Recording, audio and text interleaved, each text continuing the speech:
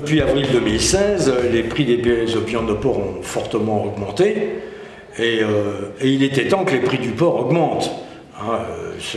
La situation des éleveurs, nous la connaissons, et elle était problématique, très difficile depuis plusieurs années. Donc on est très content que nos amis éleveurs gagnent de l'argent. On est aussi content que nos fournisseurs, qui sont les abattoirs, parce que nous on achète aux abattoirs, aient des rentabilités plus satisfaisantes. Mais où nous sommes mécontents, c'est que ces augmentations de prix des pièces de porc n'ont pas été acceptées par la grande distribution française.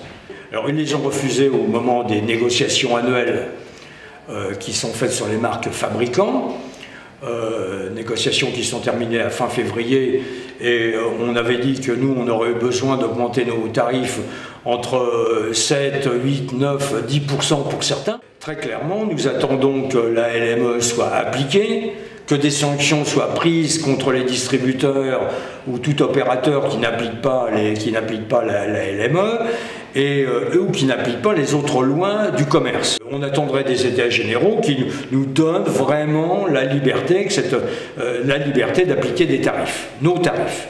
La deuxième chose qu'on attend des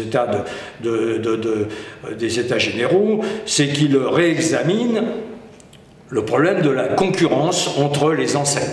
Au-delà du niveau national, et l'autorité de la concurrence, les autorités régissant la concurrence auraient intérêt à se pencher sur les zones de chalandise. Ça soutient ce rapport de force très défavorable, parfois abusif, entre nos clients, nos grands clients, et nous, PME, principalement PME. Je pense sur le deuxième volet des États généraux de l'alimentation, qui sont le rapport entre le citoyen consommateur et son alimentation. Ce qu'il faut, c'est que de façon interprofessionnelle, on se mette à penser au consommateur et comment on peut satisfaire le consommateur. C'est la voie du développement. C'est pas seulement l'exportation, la voie du développement. Alors l'exportation, c'est un métier compliqué, l'exportation, et parfois peu durable, puisqu'il y a des contingences économiques des pays qui nous achètent et des contingences politiques. Et donc, par exemple, tout ce qui se passe sur la Chine, ce n'est pas coulé dans le marbre pour des siècles, à mon avis.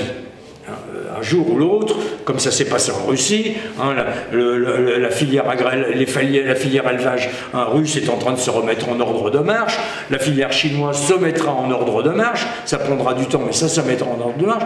Donc il faut penser d'abord à notre marché français et à notre marché européen. À commencer par l'eurozone.